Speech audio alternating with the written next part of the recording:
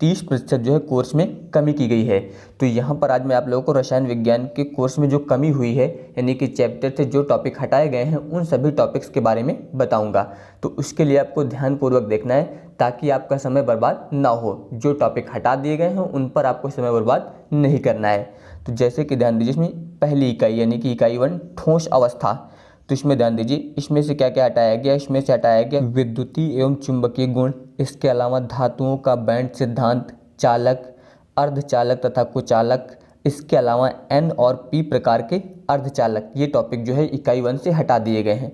इसके अलावा ध्यान दीजिए इकाई 2 यानी कि विलयन, इसमें ध्यान दीजिए इसमें जो है असामान्य आणविक द्रव्यमान, इसके अलावा वांट हाफ गुणांक, ये यहाँ पर हटा दिया गया है।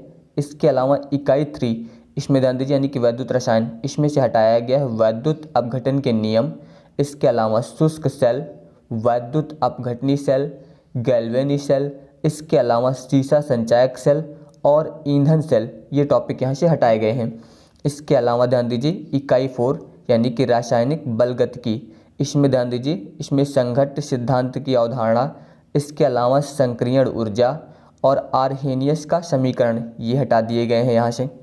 इसके अलावा ध्यान दीजिए चैप्टर नंबर 5, इसमें से उत्प्रेरक, सामांगी एवं विषमांगी, इसके अलावा सक्रियता और चयनात्मक, इसके अलावा एंजाइम, उत्प्रेरण, पायसों के प्रकार, ये सभी जो हटा दिए गए हैं।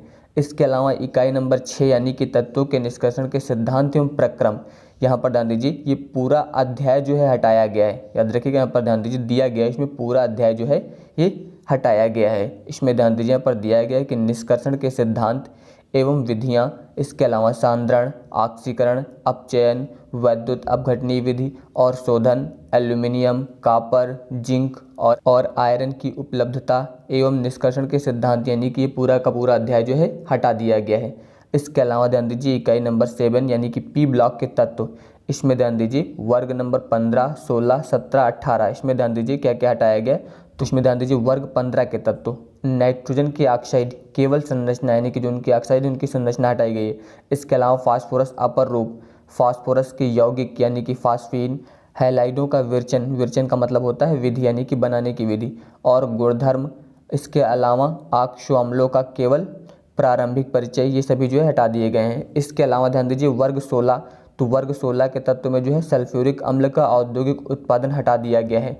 इसके अलावा आप ध्यान दीजिए इकाई नंबर 8 डी और एफ ब्लॉक के तत्व, ये हटा दिए गए। याद रखिएगा डी और एफ ब्लॉक के जो तत्व हैं इसमें से ध्यान दीजिए यहाँ पर ये हटाए गए। इसके अलावा लैंथेनाइड यानी कि रासायनिक अभिक्रियाशीलता, ये हटा दी गई है। एक्टेनाइड यानी कि इलेक्ट्रॉनिक विन्यास, ऑक्सीकरण अवस्थाएं तथा लैंथेनाइड से तुलना, ये सभी जो है यहाँ पर हटा दिए गए हैं। इसके अलावा ध्यान दीजिए इकाई 9 यानी कि उप सह संयोजन यौगिक, इसमें ध्यान दीजिए संरचना एवं त्रिविम समावता हटा दी गई है। धातुओं के निष्कर्षण, इसके अलावा गुणात्मक विश्लेषण और जैविक निकायों में उप सह संयोजन यौगिक का महत्व, ये हटाए गए यहाँ पर। इसके अलावा ध्यान दीजिए इकाई नंबर 10, इसमें हैलो एल्केन और हैलो एरीन, इसके अलावा डाइक्लोरोमेथेन, ट्राइक्लोरोमेथेन, टेट्राक्लोरोमेथेन, आयोडोफॉर्म, फ्रियॉन, इसके अलावा डीडीटी के उपयोग और पर्यावरण पर प्रभाव, ये हटाए गए हैं। इसके बाद ध्यान दीजिए इकाई नंबर 11, इकाई नंबर 11 में जो है अल्कोहल, फिनाल और इथर, इसमें ध्यान दीजिए क्या क्या हटाया गया। इसमें हटाया गया आपका मेथेनॉल और एथेनॉल के उपयोग, इन दोनों के उपयोग हटाए गए हैं बस, केवल बाकी कुछ नहीं हटाया गया है।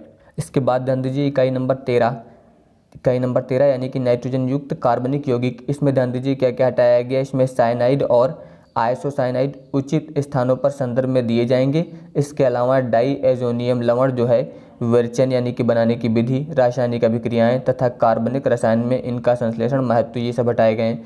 इसके अलावा ध्यान दीजिए इकाई नंबर 14 यानी कि जैव अणु, इसमें ध्यान दीजिए ओलिगोसैकेराइड यानी कि सुक्रोज, लैक्टोज, माल्टोज, इसके अलावा पॉलीसैकेराइड के महत्व, ये सब हटाए गए हैं। इसके अलावा एंजाइम हार्मोन्स यानी कि प्रारंभिक विचार, संरचना छोड़कर जो है विटामिन, इसके अलावा वर्गीकरण और प्रकार, ये सभी हटाए गए हैं। इसके बाद ध्यान दीजिए इकाई नंबर 15 यानी कि बहुलक, ध्यान दीजिए पूरा अध्याय हटाया गया है। बहुलक जो पूरा अध्याय है ये पूरा का पूरा अध्याय हटा दिया गया है। इसके अलावा ध्यान दीजिए इकाई नंबर 16 यानी कि दैनिक जीवन में रसायन, पूरा अध्याय हटाया गया, ये भी यहाँ पर पूरा का पूरा अध्याय हटा दिया गया है। तो ध्यान दीजिए यहाँ पर, यानी कि इकाई नंबर 15 यहाँ पर ये बहुलक जो था ये पूरा का पूरा अध्याय हटा दिया गया है। इसके अलावा इकाई नंबर 16 यानी कि दैनिक जीवन में रसायन, ये पूरा का पूरा अध्याय हटा दिया गया, यानी कि पहले टोटल 16 इकाई थी, अब इसमें से 3 इकाइयाँ जो है हटा दी गई, तो टोटल आपके पास बची हैं इसमें 13 इकाइयाँ।